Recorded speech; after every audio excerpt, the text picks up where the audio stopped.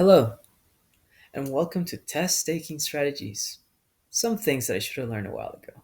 By me, Miguel Vides. These facts are based on the book Test Taking Strategies and Study Skills for the Utterly Confused by Lori Rosakis. Chapter 18 to be exact. Preparing before a test. Have you ever felt your heart race at 1,000 miles per hour?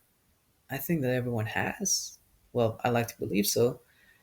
One of the answers is stay cool. Why though? Why? Why?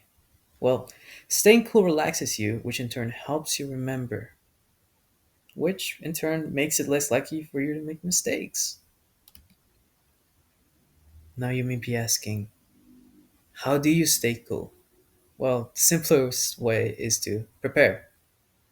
Arrive early to class, organize your table, which, well, actually just organize it to whatever makes you feel more comfortable.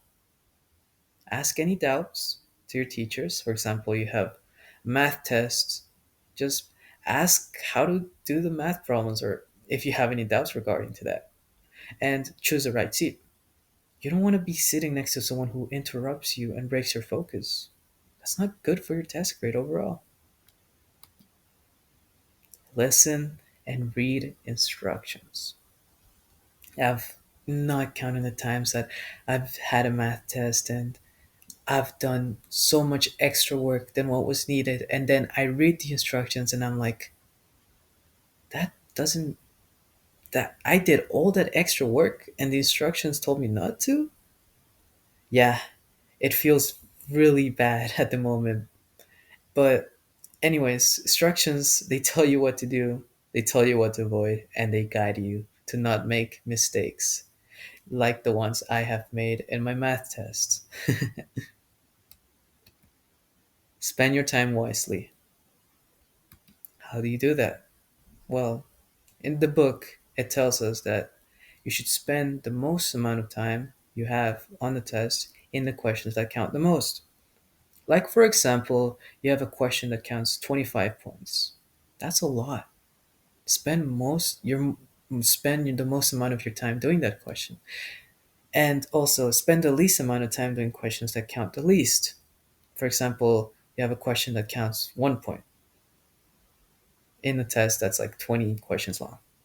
That question should not take up all your time. And I know this has happened to me before, and it's something that I'm trying to apply, or I'm trying to apply to my test taking. And this is for time writing.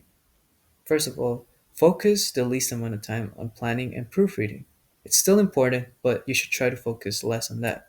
Focus a bit on revising and editing, which is kind of important, and focus the most amount of your time in drafting the essay.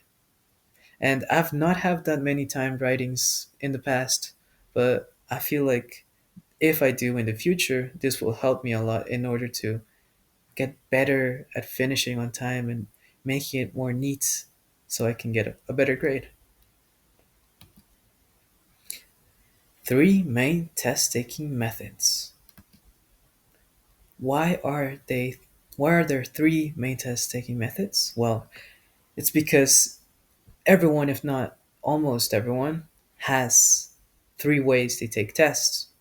Some people work from beginning to end, which is good. Some people do the harder questions first, which is also good. And some people do the easier questions first.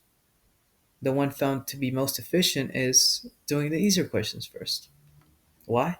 Because if you do the harder questions first, then while doing it and thinking about it, you might forget the answers to the easier questions. And I don't think anyone wants that. Extra information. Be confident. Trust your gut. Don't overthink. If you get it wrong, it's a learning experience. If you get it right, then that's because you trust your gut. Well, still double check just in case, but stay confident, especially if you have put so many hours into studying. It's still important to stay confident. Thank you.